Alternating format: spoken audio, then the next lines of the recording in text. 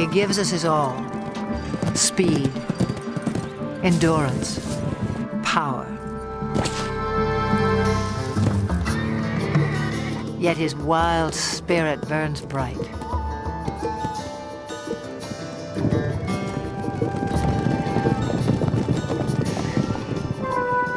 Spark of ancient myth, pride of king and conqueror. He was the backbone of civilization. History was forged to the beat of his hooves. Even now, he still lays claim to the heart, with all the bold beauty that is the horse.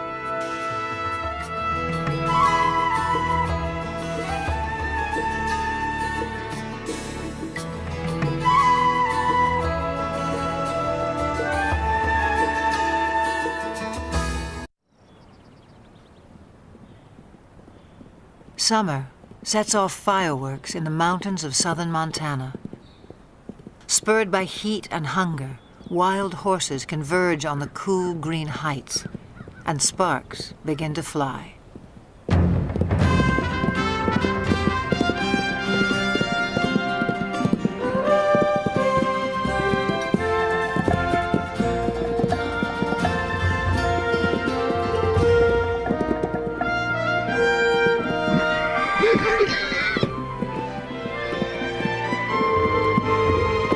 Stallions spar and court young mares in a drama as old as the hills.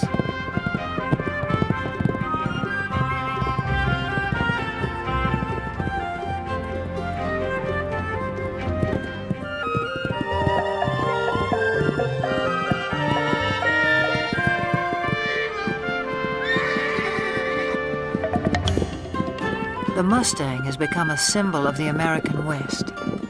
But some say he's a newcomer to these parts, even a trespasser. The truth is tangled in the long and winding history of his kind. It began some 60 million years ago in the forests of North America. Living on leaves, a creature the size of a fox walks the underbrush on padded toes. In time, forests give way to grassy plains. Legs grow long and toes become nimble hooves in a body built for speed. About 1 million years ago, the first true horses spread across land bridges to Asia and Europe. Their numbers swell, then slowly decline, perhaps due to climate change or the impact of a two-legged predator. To Ice Age hunters, the herds must have seemed inexhaustible, but by 8,000 years ago, horses were extinct in the Americas and dwindling elsewhere into memory and myth.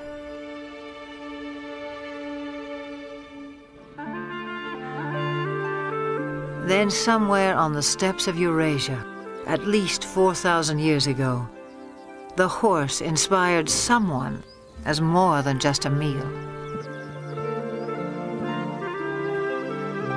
It may have begun as a shaman's ritual or a reckless teenage prank.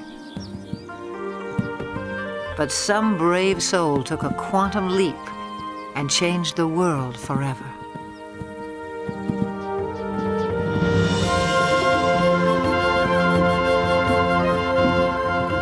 The horse utterly changed our sense of distance and speed. He carried us forward in space and time and made our world smaller. Great equestrian cultures arose and thundered across antiquity. Today, most have vanished, but here on the steppes of Mongolia, little has changed since the time when the horse became a way of life. Nomads still measure their wealth in livestock and move vast herds with the seasons.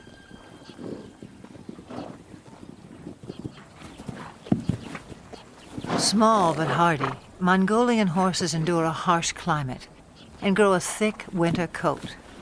When pasture is meager, they can survive on very little.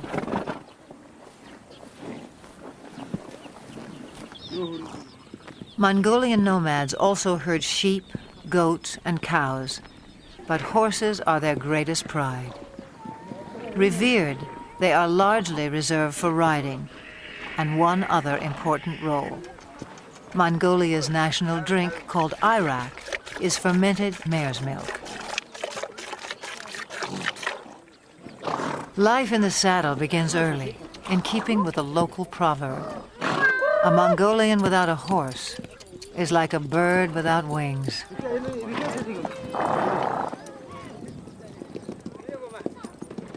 In July, thousands of nomads set up camp on the edge of the capital city, Ulaanbaatar.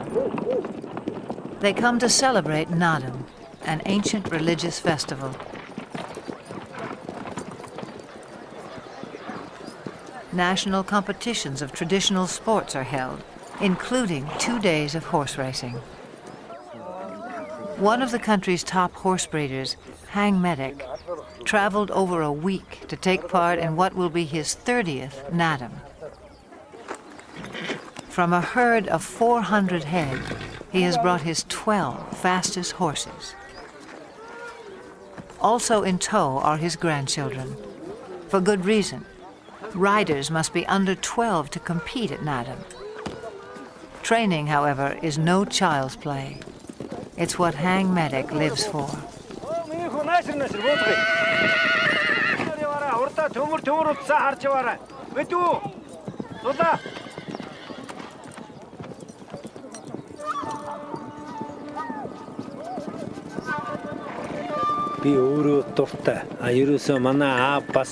Horse training is a passion.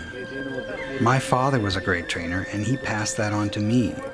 It's the same for most Mongolian people. We compete at Naadam to see who has the best horse, and because we're so proud of our horses. A fine racehorse is a symbol of good luck and happiness.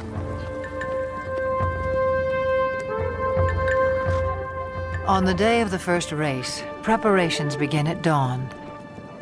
Hats and bright silks will help families spot their little jockeys at a distance. The distinguishing mark of a racehorse is a leather tail wrap, always wound clockwise.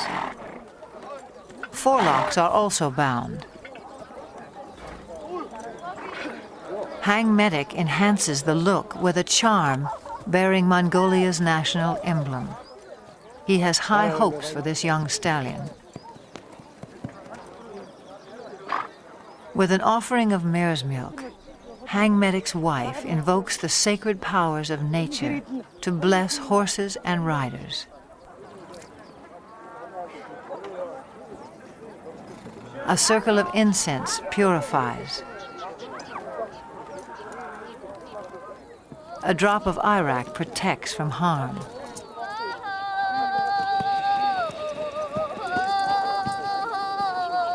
An ancient Buddhist chant rings out for luck.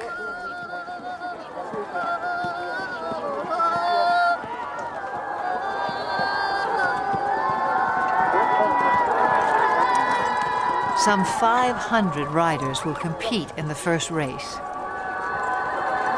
Parents on horseback swell their ranks.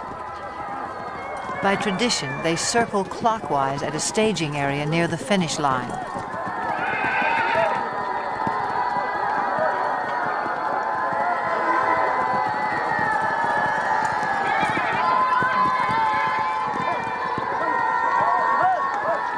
But the running of the race is not yet at hand. The starting point lies more than 15 miles away in the open steppe. To reach that point at a walk will take the racers some 3 hours, which leaves time to kill for everyone else. Nomads like Hang Medic take the moment to catch up with old friends and trading partners. For people who live much of the year in relative isolation, there's also the irresistible allure of new faces.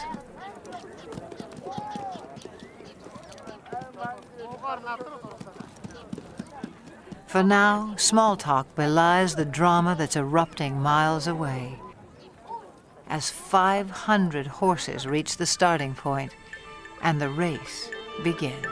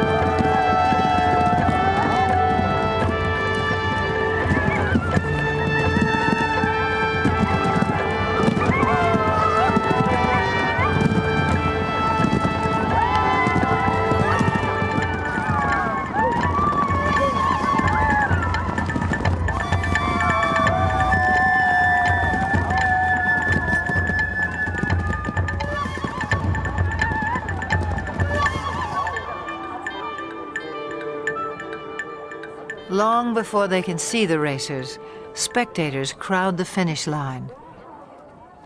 According to myth, the dust kicked up by winning horses showers happiness and prosperity on all those it touches.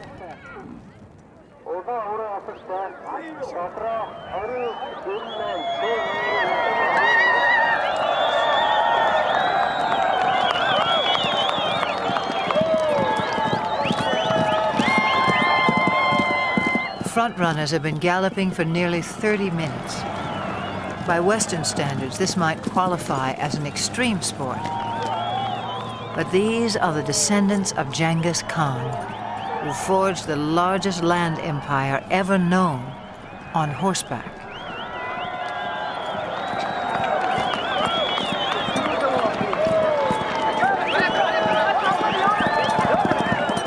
The blue sash of victory goes to the first 5 horses.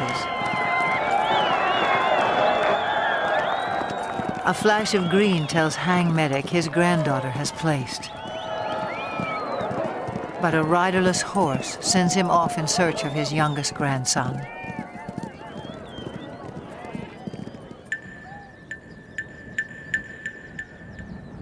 After an initial flurry, racers trickle in for another hour.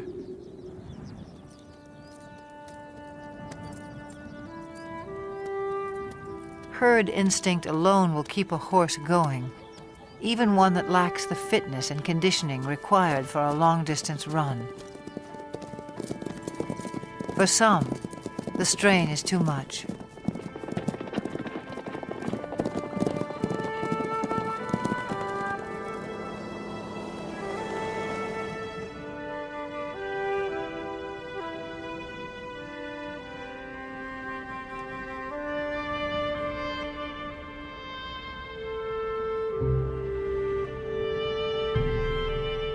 When a horse dies on the racetrack, the trainer is dishonored.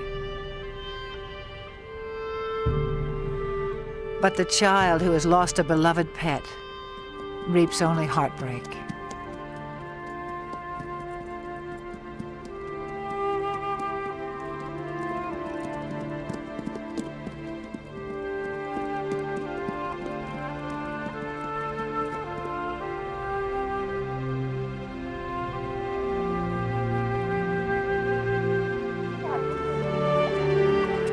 A fall near the starting point dashed the hopes of Hang Medic's grandson. His horse is safe, his bruises minor, but his 6-year-old pride will sting until the races are over.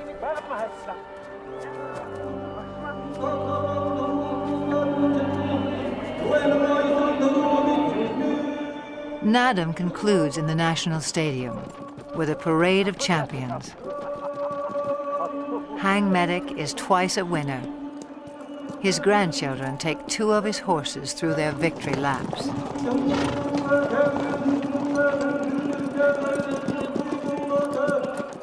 A herald sings the praises of the winning horses. Medals and mare's milk do them honor.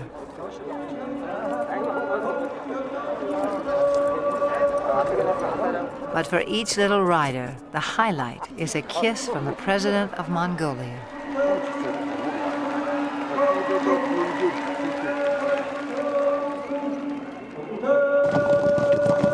No other nation makes more of the horse.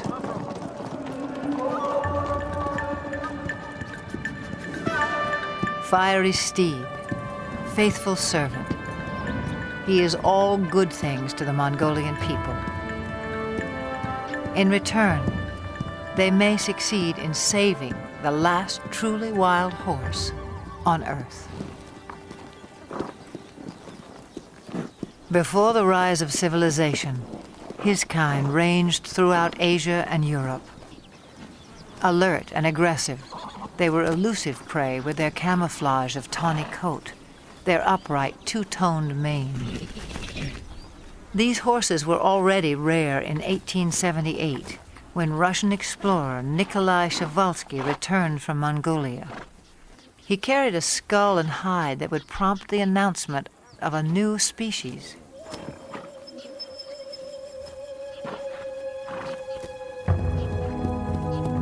In a race for specimens, stallions were slaughtered to subdue mares.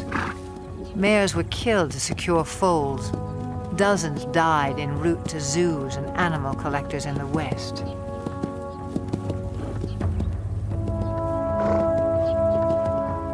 Przewalski's horses were last sighted in the wild in the 1960s.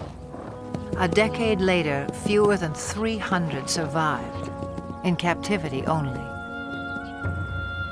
This endangered species was declared extinct in the wild.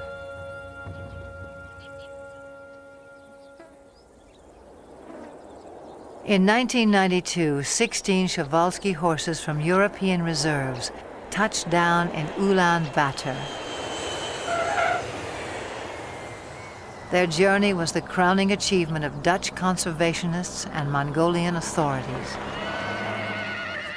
Transports were blessed with mare's milk as the horses arrived at a nature reserve established in their honor. The homecoming delighted local people. Their name for the horses is Taki. The word also means spirit.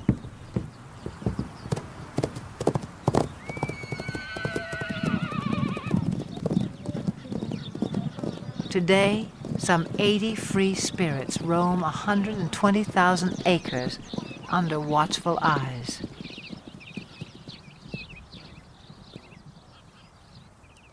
Park rangers closely track the animal's health and behavior. Breeding success is high. 2 generations have been born in the reserve. To increase the gene pool, horses are still brought in from the West. But prospects for a self-sustaining population are promising. Mongolia's preservation of the Taki seems a fitting tribute to an animal who has given us so much.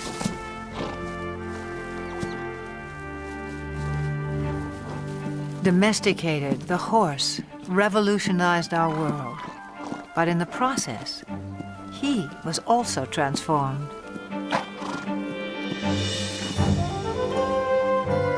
The legendary Arab is just one of more than 150 breeds, some honed for work, some for sport, others for sheer show.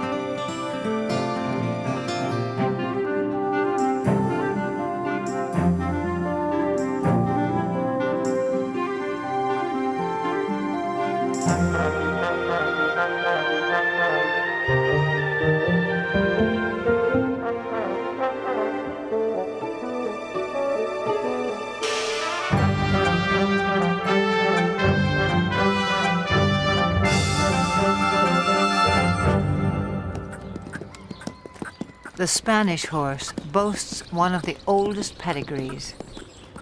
His speed and stamina were praised by the Romans. The famous Spanish riding school in Vienna was founded in his name. A dancer's grace made him a favorite of monarchs and earned him the title Royal Horse of Europe. Today, he inspires a new generation. At the Royal Andalusian School of Equestrian Art in the town of Jerez in southern Spain. Few gain admission here. Only first-rate horses, trainers, and students. A strict curriculum has produced several Olympic competitors. The school also keeps tradition alive. Once a week, the public is invited in to enjoy the splendors of another age. In 18th century costume, riders recreate the height of classical horsemanship as it was practiced throughout the courts of Europe.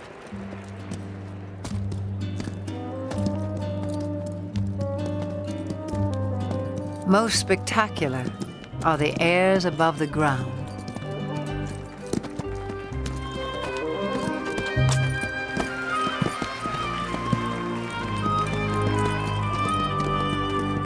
Horses naturally leap and kick when fighting. Centuries ago, cavalry mounts were trained to perform these moves in battle.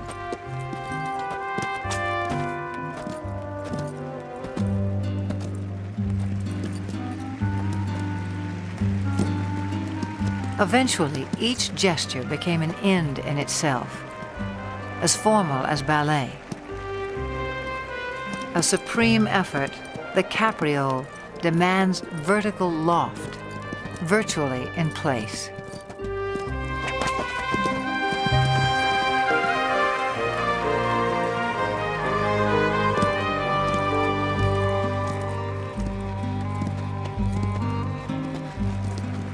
Few can perform this exacting dance with the power and precision of the Spanish horse. The purity of the breed is proudly protected in Spain, yet his bloodlines extend far and wide. For this was the horse who once conquered a new world. Some 500 years ago, Spanish explorers rode upon the shores of the Americas. Some native people mistook man and mount for a single fearsome creature.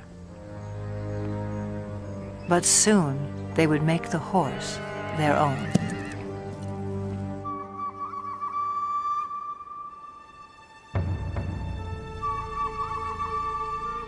Through stealth and trade, Native Americans embraced the horse. It was said they came to each other like long-lost brothers.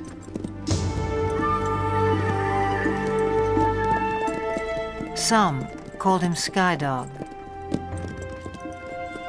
He opened vast horizons in this life and haunted their visions of the afterlife.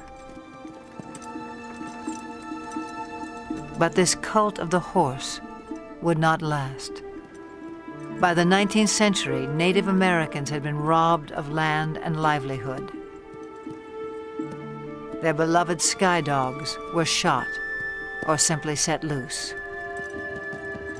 Scores of Indian ponies joined strays and runaways, already thriving in the wilderness. By 1900, over 1 million horses roamed the American West. But not for long. To make way for cattle and sheep, public lands were cleared of animals considered worthless pests. They were slaughtered by the thousands for pet food, fertilizer, and mere sport. In the 1950s, public outcry denounced the abuses. Still, numbers had dropped below 20,000 by 1971, when a federal law was finally passed to protect the wild horse. as a living symbol of the pioneer spirit of the West.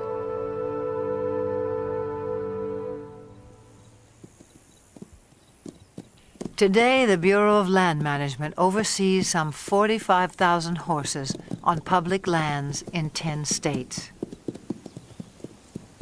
On the Montana-Wyoming border, the Pryor Mountain Wild Horse Range is home to a herd of about 160. Most live in small family groups of several mares, their foals, and a single dominant stallion. His role is to guard his harem and protect his growing offspring.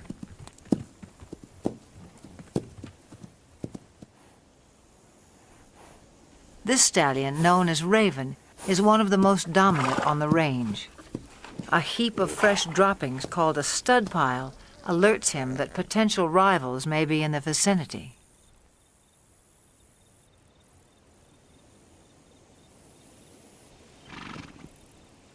A band of young bachelor stallions prompts Raven to move his family to a safe distance.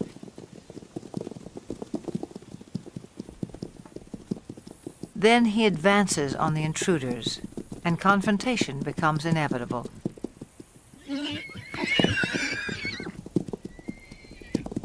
Raven may be outnumbered, but at 10 years old, his maturity and experience give him the advantage.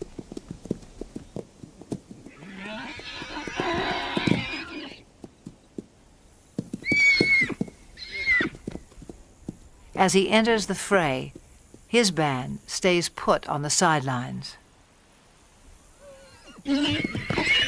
Most clashes between stallions are more about asserting rank than inflicting harm, and serious injuries are rare.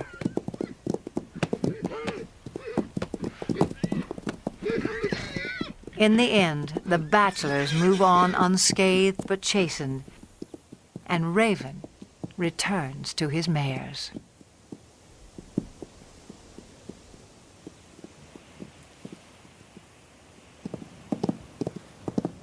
Occasionally, even mature stallions form alliances.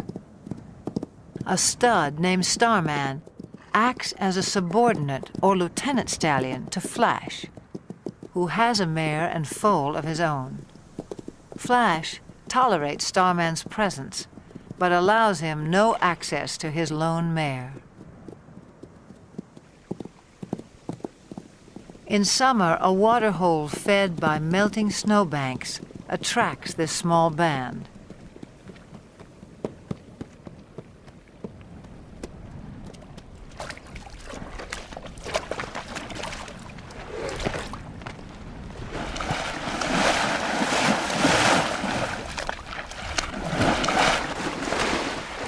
The mare enjoys a soothing mud bath, while her 3-month-old foal plays with the idea. But for now, the water holds no appeal for Flash's lieutenant stallion. Starman picks up the scent of another mare and sets off in hot pursuit. The mare's yearling son tries to intercept Starman, but fails to impress such a mature stallion.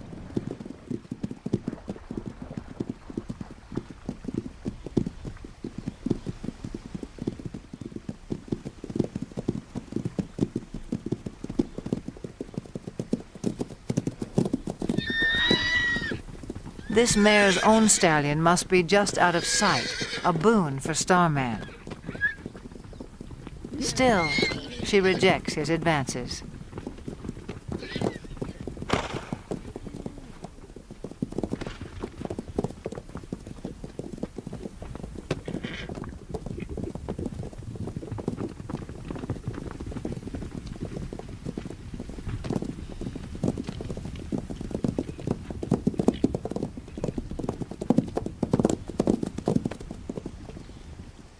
In the end, she gets away, and Starman can only observe the tactics of a more successful suitor.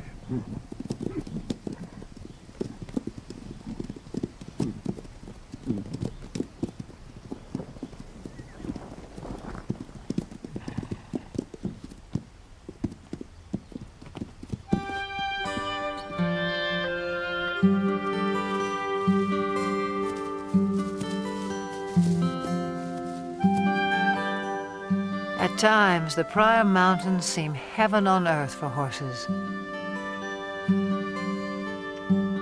Though much of the terrain is arid and winters are harsh, summer pastures can be glorious.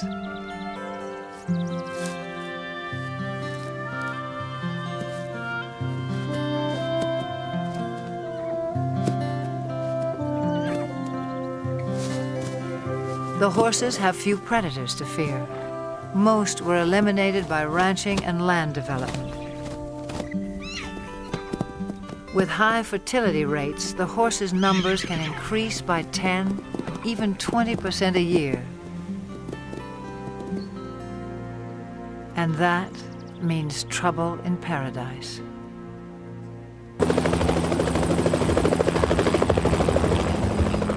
In the last 3 decades, the Bureau of Land Management has removed more than 100,000 wild horses from the range. The roundups are intended to protect public lands from overgrazing and ensure the health of the herds.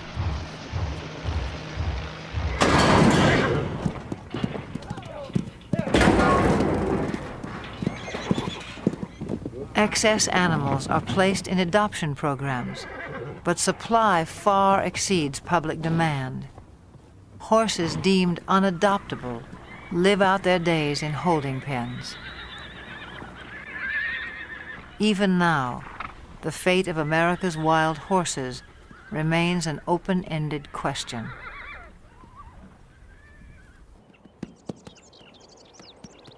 Some 4,000 years of domestication have failed to deprive the horse of his wild instincts. His natural impulse is to flee the company of humans. Brian Newbert makes a living not breaking, but in his words, starting wild or green horses. This 2-year-old quarter horse stud, born on the open range, has never been handled. On his ranch in Northern California, Brian is about to make first contact.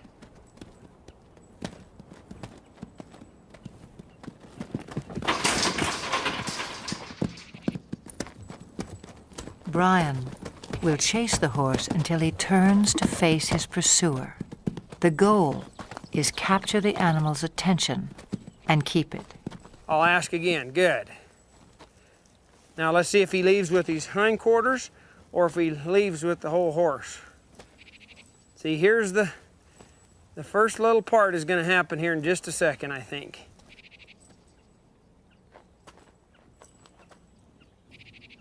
Subtle shifts of body language keep the horse focused on Brian. If his attention wanders, I might see if I can get another step closer. As long as he's doing that, I'll just let that soak in. And I'll take another step. And I'll take another one here.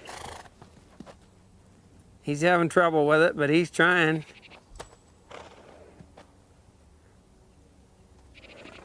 He's gonna have to leave here pretty soon. And I'll try to direct him back. There, he adjusted in the rear quarters. That's what I'm gonna need here.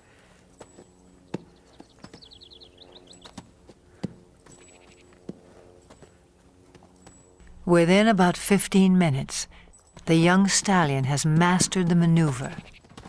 Now Brian presents a new challenge. I might do just a little swinging here and see if he can stand that. And I'll see if I can put that on there without hitting him in the face. And I'll just, as I come forward, just let that go. And it's kind of scary. And you can see that it's troubling to him a little. So I'll just put just a little pressure till he finds his way toward me. See, he keeps thinking his answer is out of here, but the answer's right there. The horse turns to Brian for reassurance, a critical breakthrough. Now he might reach for me.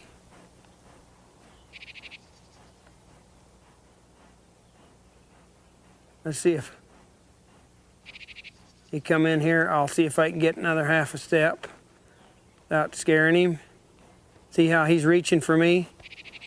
Now here's a spot where you want to watch their ears, because some of them they'll take a run at you. Now I'll just wait here till he reaches. Like that. See him smelling me instead of... There's the first, second time he's ever been touched by a human, or he touched a human, I guess, instead of... Now again, let's see if this head shaking will disappear. I'll just keep a little tension there, and I'll see if he'll reach for me. And pretty soon I'll reach for him, like right there. We sort of met one another. A little bit of touching there.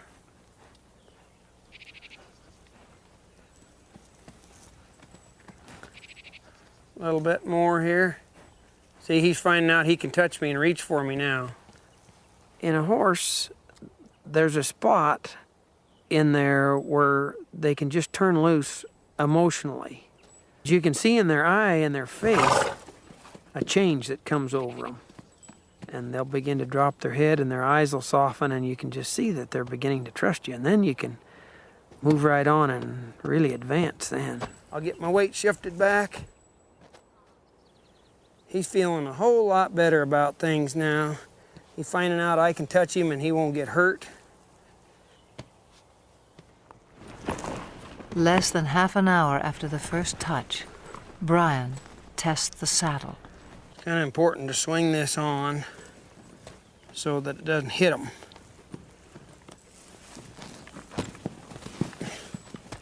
So this grab will gradually just lays right over on their back like that. I don't mind seeing one buck with the saddle, because being a prey animal, that's his responsibility to not let anything stay up there. That's where the predator has the best advantage. If he can get above and stay with them, then he can have himself a meal.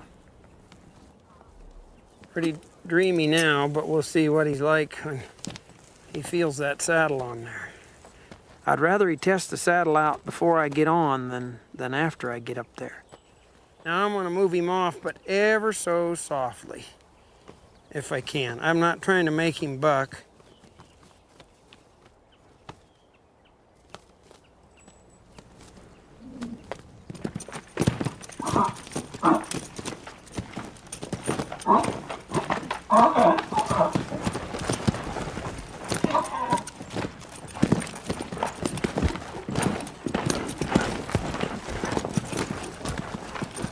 Okay, maybe I'll give him a little consoling. Did you get scared, Bolly?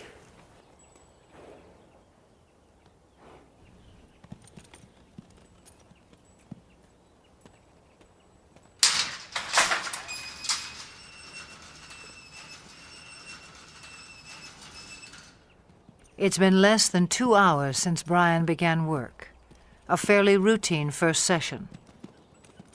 He'll leave the saddle in place for a few more hours, then give the young stallion a well-earned rest until morning.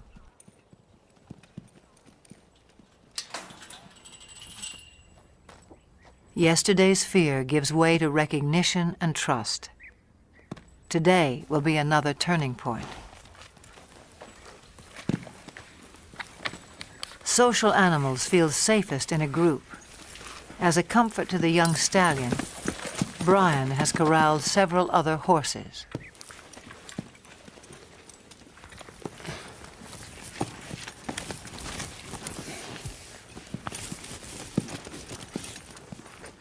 See, if he wiggles, I'll just wait here till he stands put.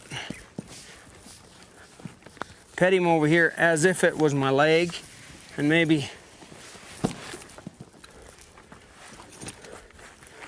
get myself kind of set here before he gets untracked. I might let him go right out that way. And I'll just ask him to go. If he gets up set, if he gets scared, wants to run, I'll just try to go with him.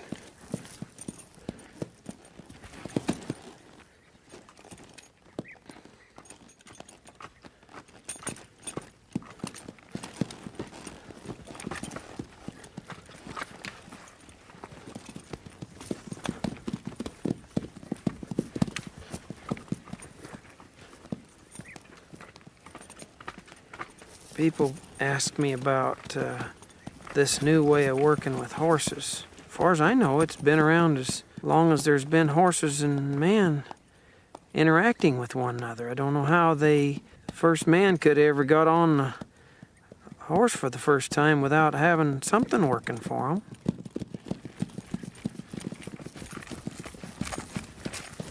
I'll get a little bolder as he gets a little more confidence.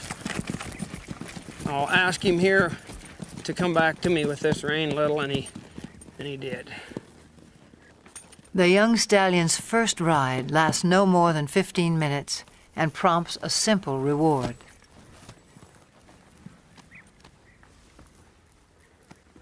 Hey, kid. This just kind of soothes them sometimes. Give them a little hugging. This is a place where a lot of them just can't stand you have you that close. And if you can show them that it's okay to be this close, why, it's a real relaxing, soothing kind of thing for them. They really have to trust you.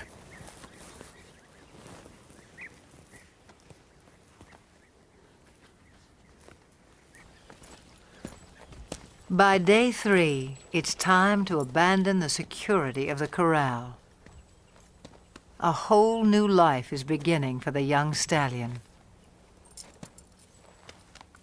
He gets so he can trust me a whole lot more today, I see. And Brian is left to ponder an age-old mystery about the nature of horses. I often wondered how in the world would they allow somebody to get up on their back and guide them around. They'll take us miles and miles till they're totally, tired, pull wagons and pack loads and all kinds of things, when actually they could kick us or hurt us or buck us off any time, and yet they'll just work their hearts out for us if it's presented to them in a way that they can understand. Pretty special animal, really. Special indeed. No more than 60 years before the first moon landing, the world was driven by horsepower. Every sector of the economy relied on him. Transport and trade, industry and agriculture. No creature served us better in the building of civilization or its occasional overthrow. For millennia, the war horse prevailed in battle. If not for a horse, would Alexander have been great? Who can imagine Attila the Hun or Napoleon on foot? Over 1 million horses served in World War I. Nearly a third died. In World War II, tens of thousands perished in a battle of bullets and bombs. The age of horsepower was over. And yet there are more horses in the world today than during the 1800s, some 62 million. In an age of technology, perhaps we yearn all the more for the touch of something wild.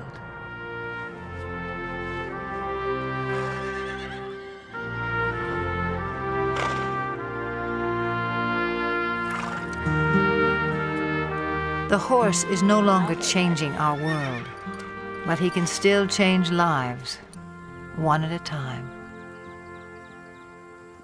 In central Georgia, Carol Woolley has loved horses since she was a child. In 1995, a friend told her about an old school horse who had seen better days as a fox hunter and jumper. His name was Carousel, and he needed a home. Carousel was in his mid to late 20s, a little lame, about 100 pounds overweight. He was a little sway back, just a good, quiet lesson pony. You like a goodie? Carol took good care of him. Local children rode him.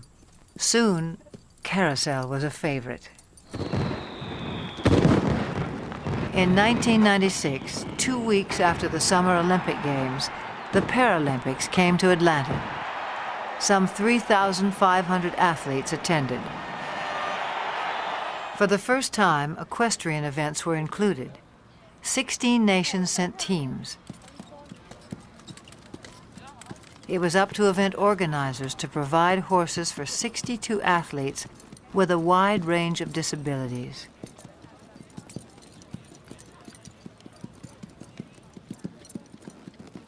Each would be judged on precision, smoothness, and harmony of horse and rider while performing a set pattern in the arena. A call went out to horse owners for calm, well-trained mounts. Carol Woolley volunteered 2 of her younger horses, but games officials were desperate for more. She thought twice, then sent for old Carousel as well. After a checkup, he was quickly put to the test.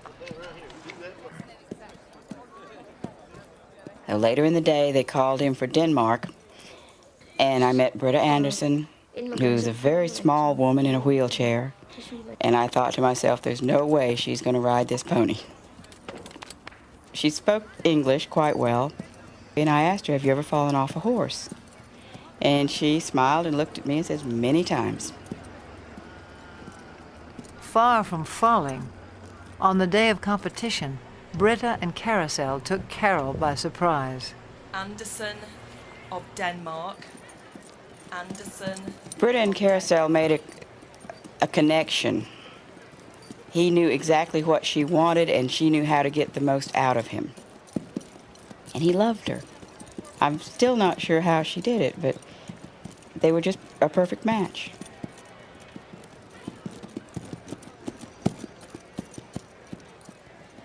The judges agreed. The pair took first place in their division and received the highest score of all the competitors.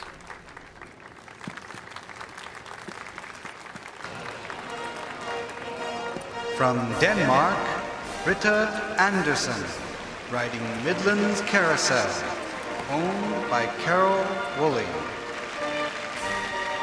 When they won the gold medal, it was this little pony and a horse trainer from nowhere, and a world-class rider. And the thought that they actually won that gold and they earned it, it was probably one of the high points of my life.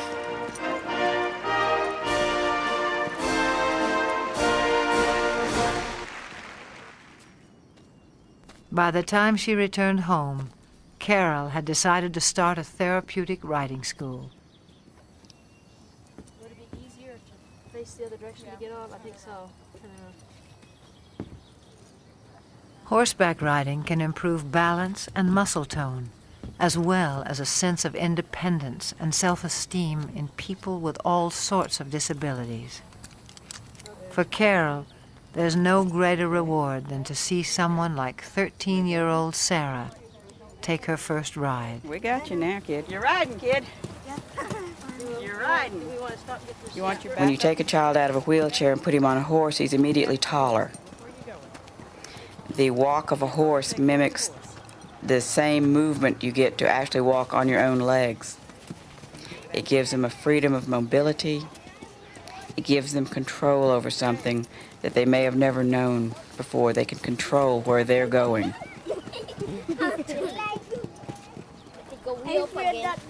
Carol runs the school on grants, donations, and volunteers. And Carousel heads her fleet of gentle horses past their prime.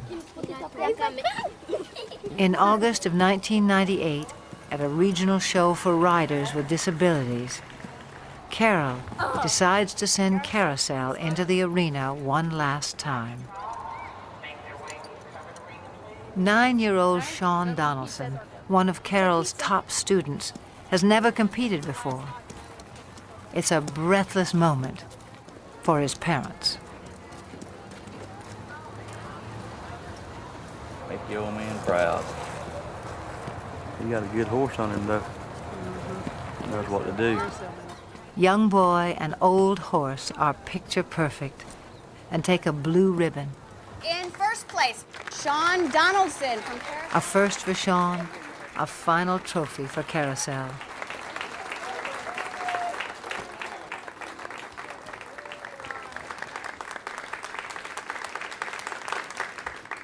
The competition concludes with a ceremony. As a symbol of retirement, Carol removes the saddle from a little horse of unknown breeding who has meant so much to so many.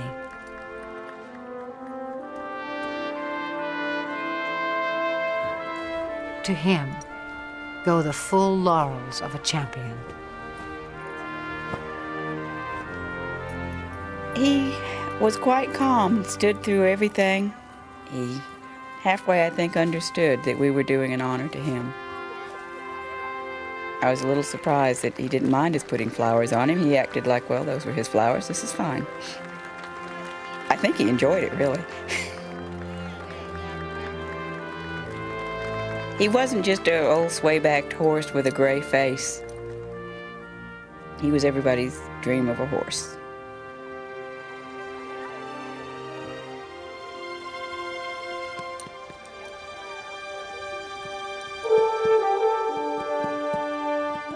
He's served everyone that's ever owned him, every place he's been. He's done everything we've asked him to do, all of his life. To me, he symbolizes all the horses that have worked hard all their lives and have given us so much pleasure. He's a fairy tale of a horse, but there's probably thousands of them out there just like him. I guess he's the poster child for all of them.